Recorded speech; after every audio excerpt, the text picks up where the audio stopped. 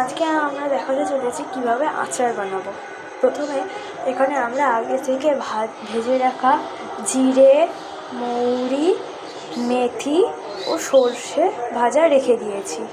এগুলি ভেজে যখন ঠান্ডা হয়ে যাবে তখন এগুলিকে আমরা বেটে নেব। তারপর আমরা কড়াইয়ে তেল দিয়েছি, যেখানে আমরা আমগুলোকে ভেজে নেব। আমে আমরা হলুদ ও লবণ মাখিয়ে রেখেছি। এটা আমরা 15-20 মিনিট ধরে ভালো করে ভেজে রেখে দেবো। আপনাদের যতটা প্রয়োজন ততটাই আম দেবেন। আমাদের এটা দুবারে ভাজতে হবে, সেই রকম করে 15 মিনিট ধরে আমরা এটাকে ভেজে নেব। 15-20 মিনিট পরে আমাদের একটু ভালো করে ভাজা হয়ে গেছে। এবার আমরা এটাকে তুলে নেব।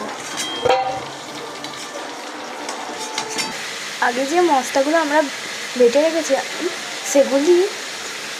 সেগুলি ঠান্ডা হয়ে গেছে এবং আমরা এগুলোকে এখন বেটে নেব।